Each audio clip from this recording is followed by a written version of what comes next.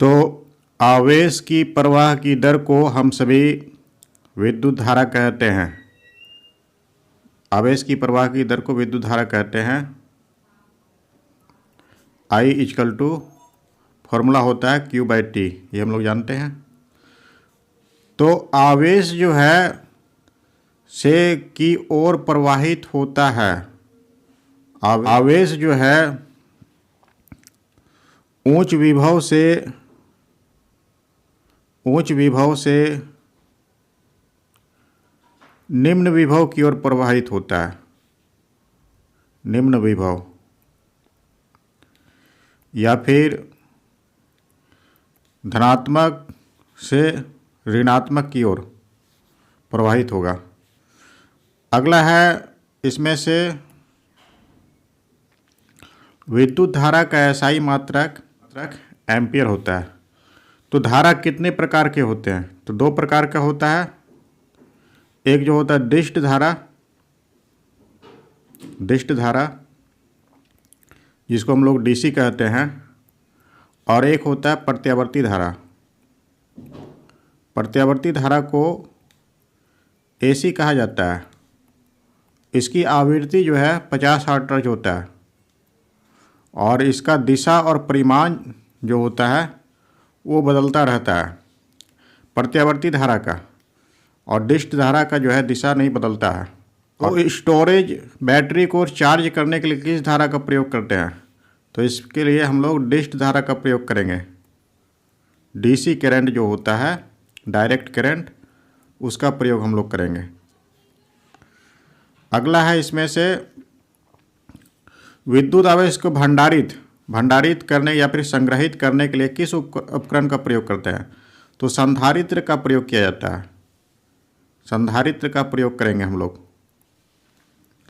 और हम सभी जानते हैं Q इक्वल टू होता है CV, ये होता है, ये है विद्युत आवेश, और इसको हम लोग कहते हैं V को विभवांतर और C को धारिता कहते हैं। तो विद्युत आवेश को भंडारित करने के लिए या फिर संग्रहित करने के लिए संधारित्र का प्रयोग किया जाता है। अगला है प्रत्यावर्ती धारा में परिवर्तित होता है। तो प्रत्यावर्ती धारा में क्या परिवर्तित होता है? दिशा और परिमाण, ये परिवर्तित होता है। परिमाण ये है। अगला है इसमें से प्रत्यावर्ती राशियों के धनात्मक और ऋणात्मक मानों के एक पूर्ण सेट को एक चक्र कहेंगे। एक चक्र क्या है? धारा जो है पहले शून्य धनात्मक चक्र होता है और ऋणात्मक चक्र, धनात्मक, और नीचे की ओर जो होता है वो उसको ऋणात्मक चक्र हम लोग कहते हैं। तो धारा जो है शून्य से अधिकतम पहुंचता है, यहाँ पर अधिकतम हो गया। अब फिर जो है ये शून्य की ओर आता है इस तरह से, और फिर जो है यहाँ पर शून्य से ये फिर अधिकतम पहुँचा और फिर जो है ये शून्य की ओर आता है। तो इस तरह से एक धनात्मक और एक ऋणात्मक मिला करके एक पूर्ण चक्र कहलाता है। तो विभव क्या निर्धारित करता है? तो विभव जो होता है वो आवेश का प्रवाह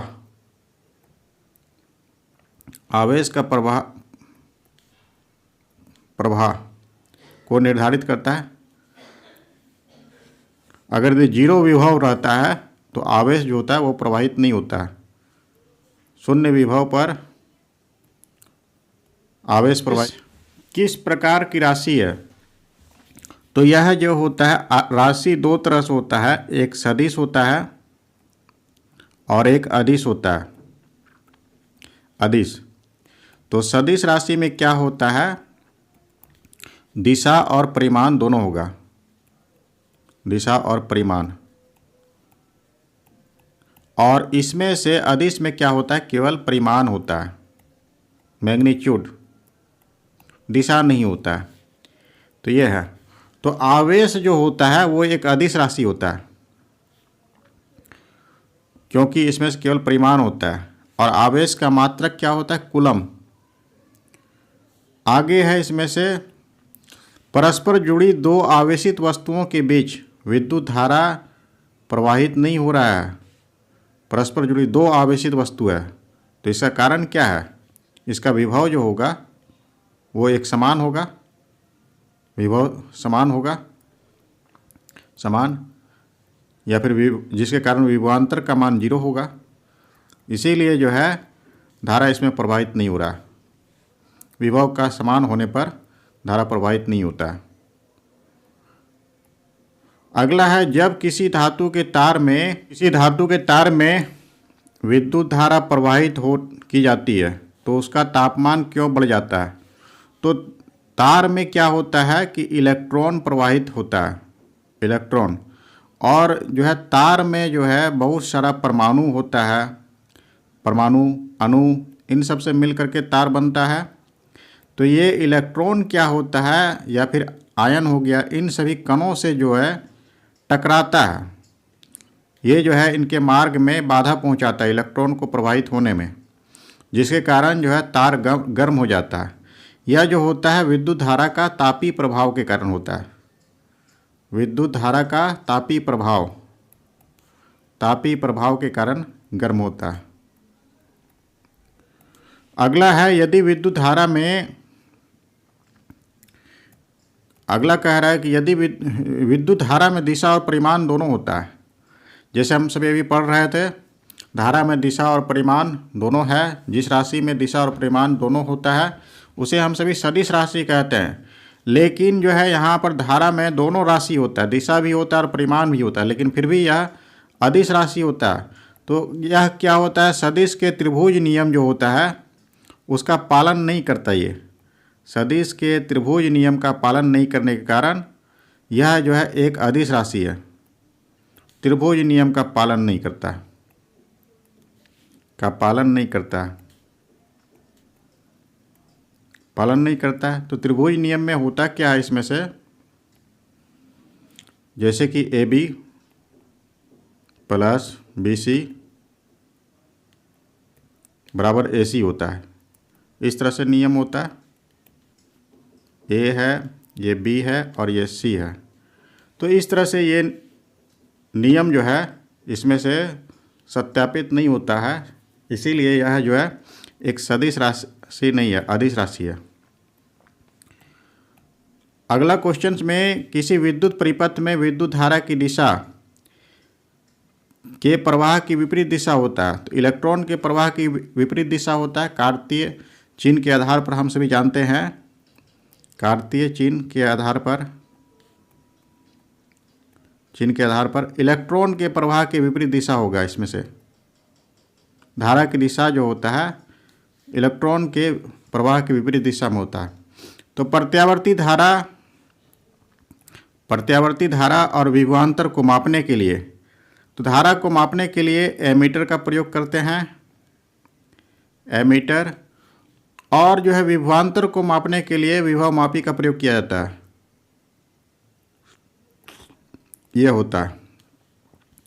और एमीटर को हम सभी श्रेणी क्रम में संयोजित करेंगे, क्योंकि धारा जो है इससे प्रवाहित हो, और जो है इसको जो है विभव मापी को समांतर क्रम में संयोजित करते हैं।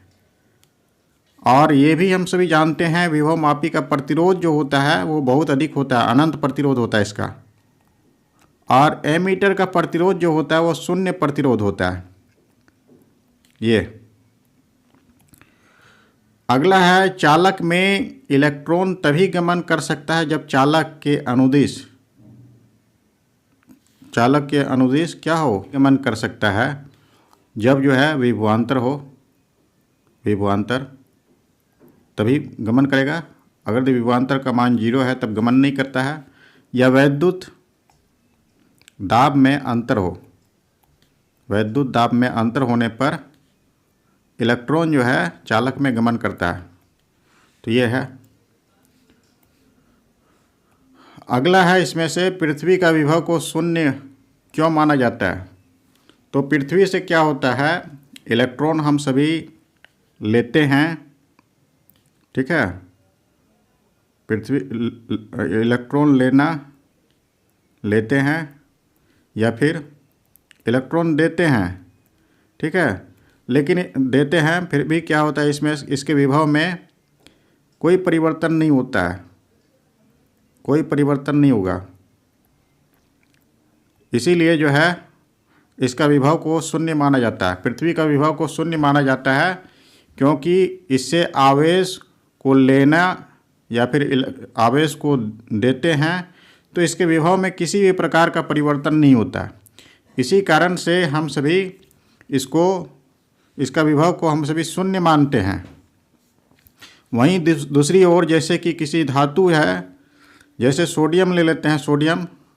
सोडियम क्या करता है, एक इलेक्ट्रॉन को छोड़ता है तो इस पर पॉजिटिव आवेश आ जाता है। इलेक्ट्रॉन को छोड़ने पर मैग्नीशियम जो होता है 2 इलेक्ट्रॉन को छोड़ता है तो 2 पॉजिटिव आ जाता है। लेकिन पृथ्वी का आकार जो होता है बहुत विशाल होता है और इसमें से ये आवेश को लेता है या फिर आवेश को देता है, फिर भी जो है इसके विभव में किसी प्रकार का परिवर्तन नहीं होता है। इसीलिए इसको हम लोग इसका विभव को शून्य मानते हैं। परिपथ में धारा जो है बिना हानि का प्रवाहित होता है। तब कब प्रवाहित होगा, जब उसका प्रतिरोध जो है वो शून्य होता है। उस तार या फिर तार का प्रतिरोध अगर यदि शून्य होता है तो इलेक्ट्रॉन जो है किसी भी आयन या फिर परमाणु से टकराता नहीं है, उसके मार्ग में कोई बाधा नहीं पहुंचाता और इलेक्ट्रॉन आसानी से प्रवाहित हो जाता है।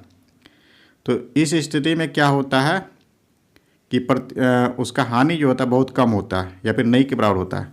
प्रतिरोध शून्य होने पर की चालकता का मान जो है, चालकता का मान इसमें से अनंत होता है। चालकता अनंत होता है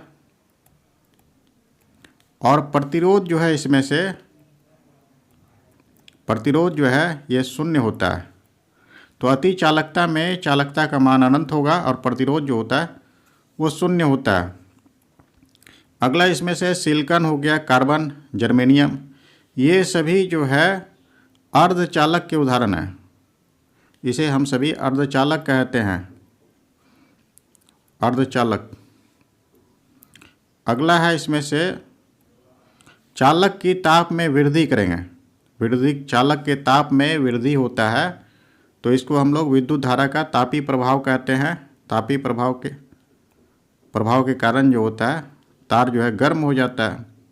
वृद्धि होने पर उसके प्रतिरोध और प्रतिरोधकता, तो प्रतिरोध जो होता है उसका क्या होता है, प्रतिरोध में वृद्धि हो जाता है, प्रतिरोध में वृद्धि होता है, ठीक है। और प्रतिरोधकता में भी वृद्धि हो जाता है, प्रतिरोधकता में ये वृद्धि हो जाता है सभी धातुओं में।